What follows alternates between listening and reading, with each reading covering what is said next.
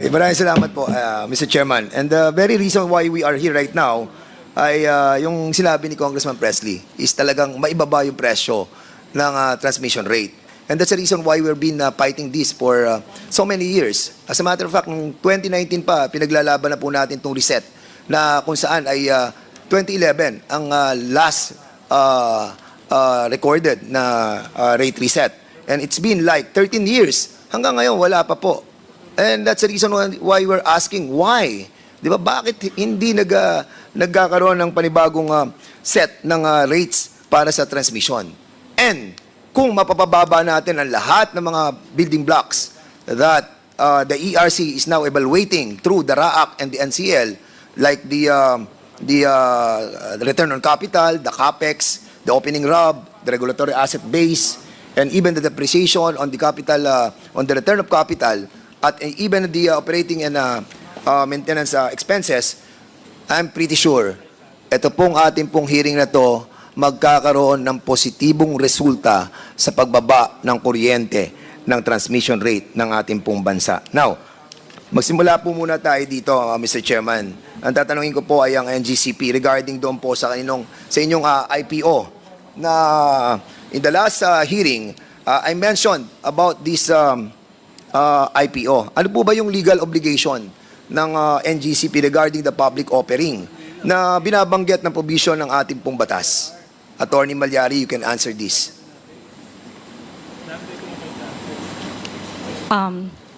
Your Honor, may I open our franchise law? Just give me 30 seconds. Sure. It's, simple lang po yan, Attorney Malyari. It's about the franchise law under Section 8.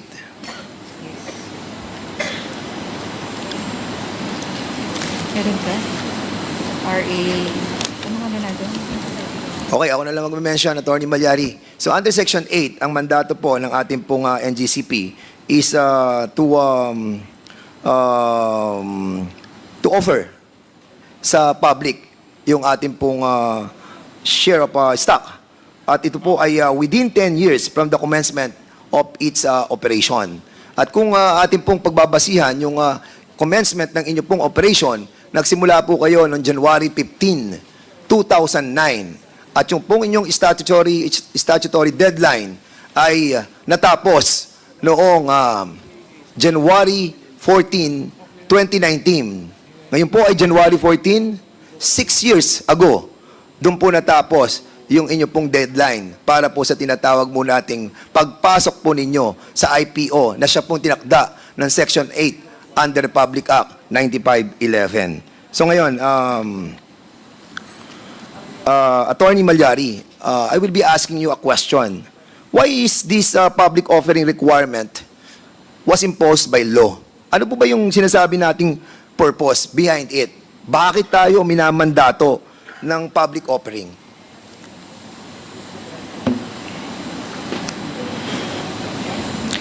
Your Honor, as to the wisdom of the legislation, it will be this honorable representation that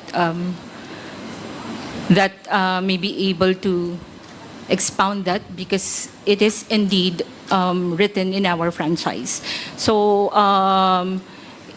bakit minamandato na tayo po ay mag-IPO? Kasi kung titingnan mo po, Attorney Malyari, halos lahat ng mga public utilities, minamandato yan na mag-IPO tayo.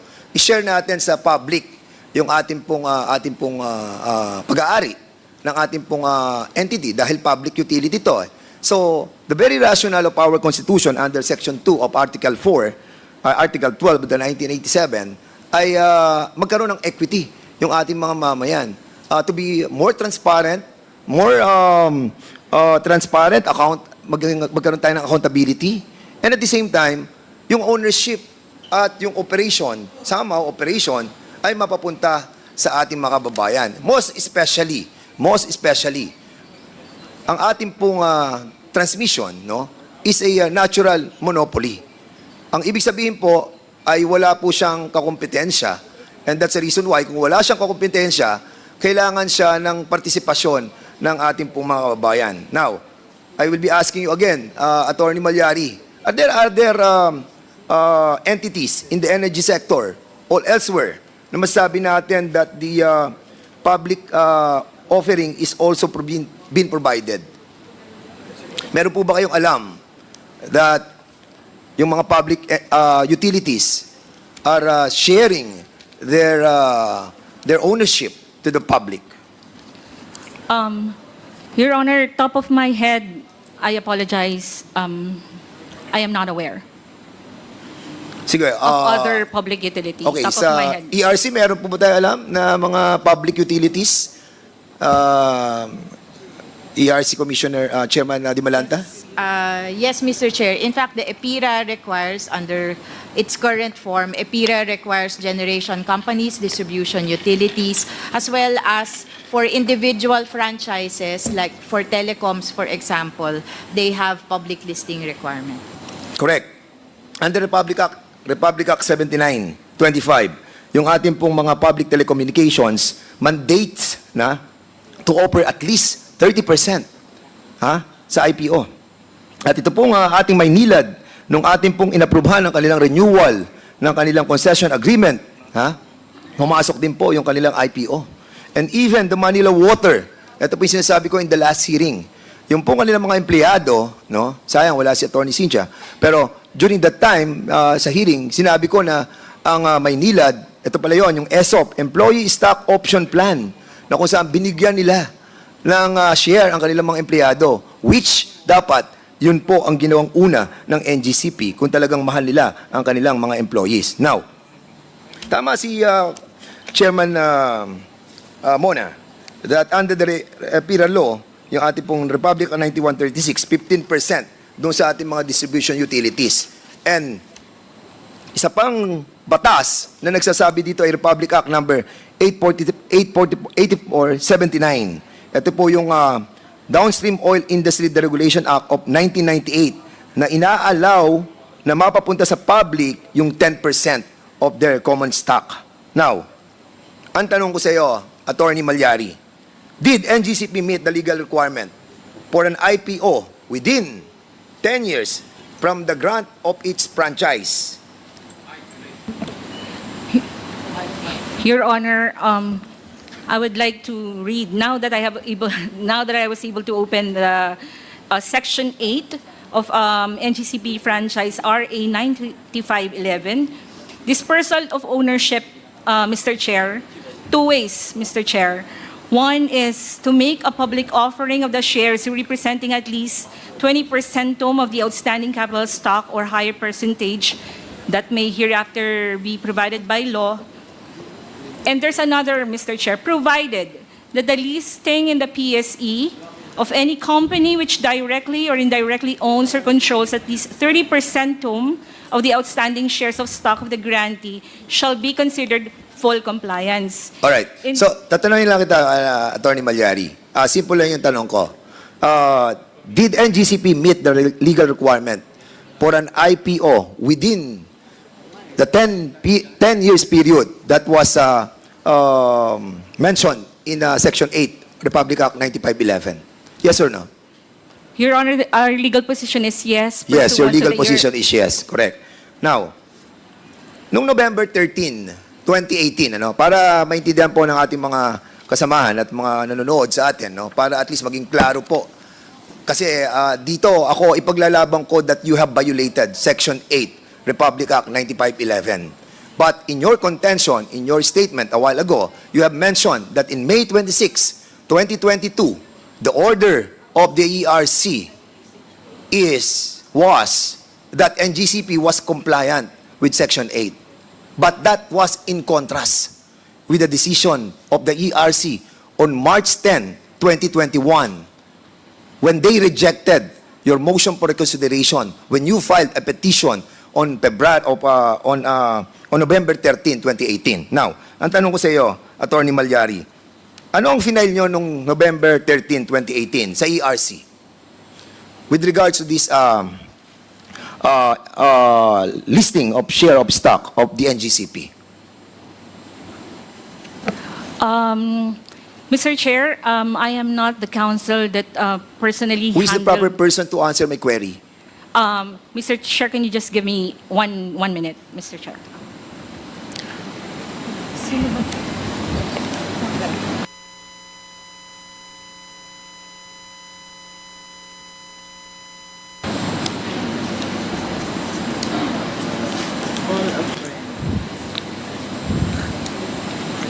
Okay, para padadaliin ko na to. Alam ko naman sagot sa mga tanong ko. I just wanted to find out if you know my questions.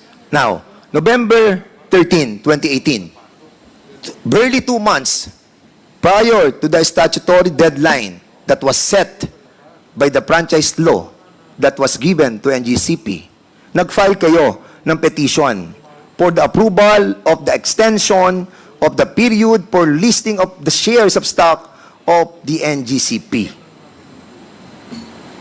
Under this petition, ang inyong prayer ay ma-extend po yung period ng listing ng inyong pong shares of stock.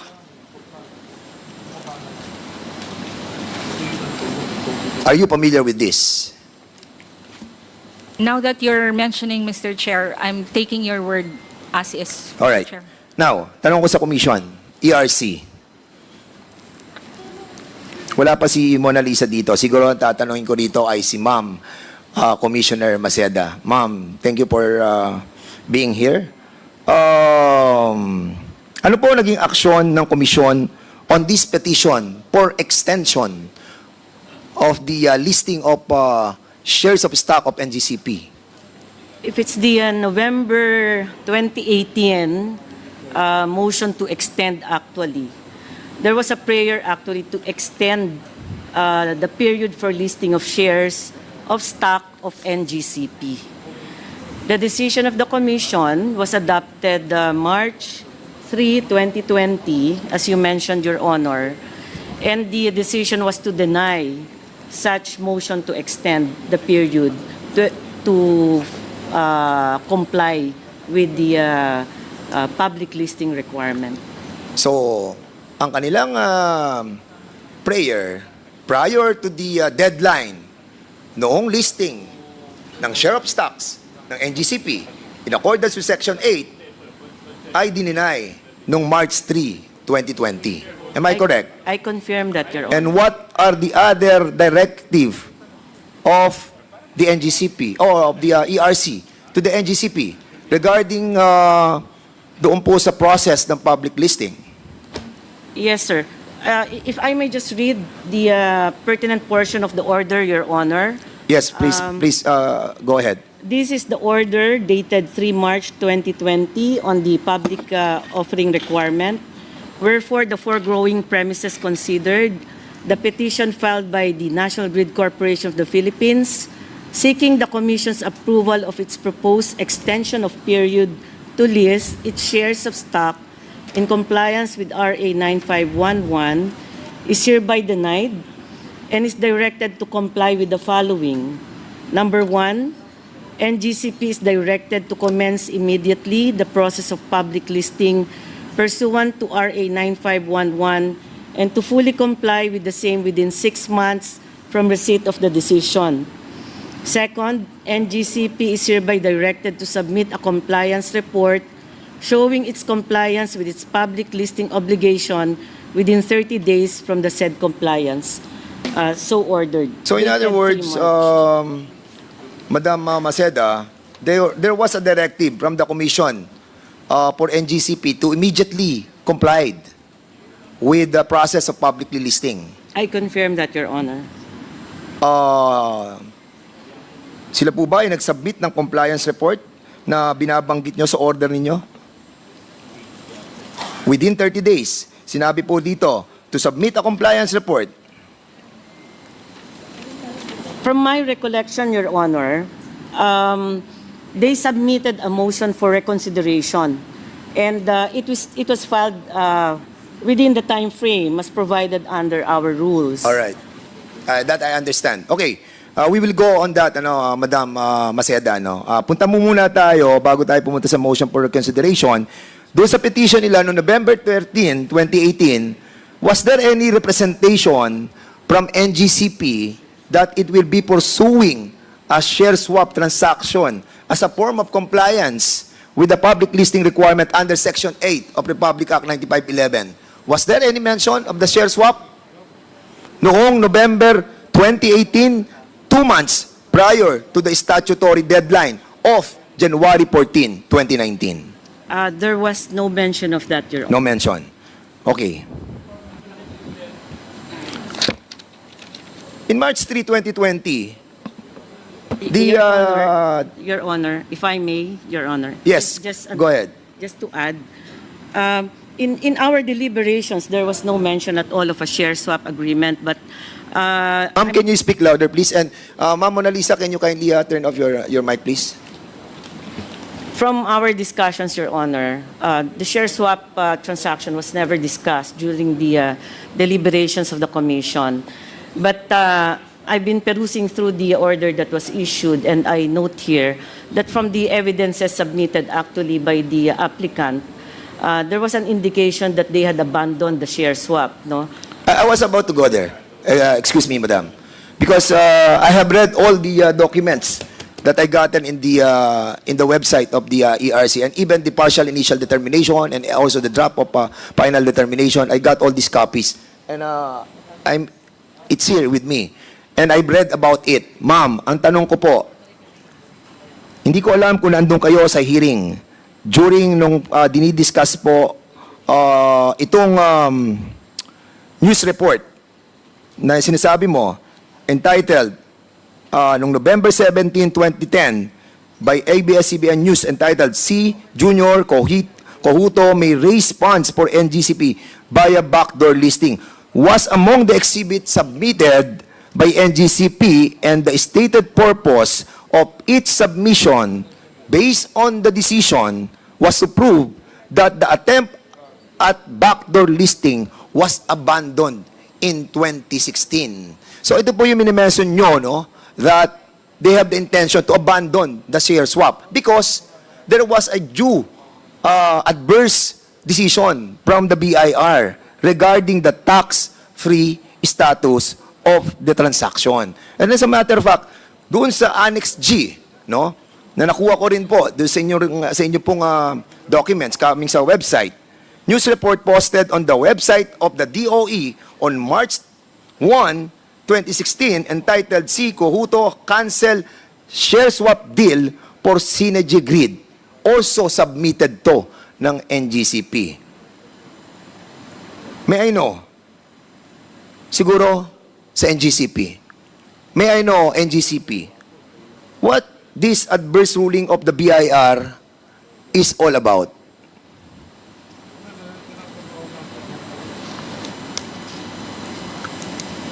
Kasi inabandon po niyo yung share swap noong 2020 yes. May I know the year, Your Honor? 2016? The NGCP attempt the backdoor listing noong 2016. Pero inabandon po nila at pagkatapos po, kinancel na po nila yung share swap. Pero dito po, nakikita po natin na ibinalik natin yung share swap. You abandon the share swapping methodology because here sa submission nyo po sa ERC, you have mentioned the adverse ruling of the BIR. So, ang tinatanong ko po, ano po yung adverse ruling ng BIR about doon po sa tax-free status of this transaction? Your Honor, I have no information insofar as that one, but given we will provide, Your Honor, we'll look in our files, Your Honor. Attorney, are you the proper person to be representing NGCP? Kasi kanina ko pa napapansin, lahat paiwas yung tanong sagot nyo Your Honor, hindi po sa umiiwas Because na this po. is one of the alleged violation that was committed by NGCP. Section 8 of Republic Act 9511, we discussed that in the last hearing. And this issue, we tackled in the last hearing. Mabigat po itong allegation sa inyo. And this may cause your revocation of the franchise of NGCP. Don't you know that? Your Honor, I am very much aware of the gravity of what we're... So bakit hindi po kayo nagsama ng mga taong may alam sa sitwasyon ng mga bagay na tinatanong po ng mga members of this committee. Anyway, I hope that next time na po, sana po, mapadala po yung mga tamang tao.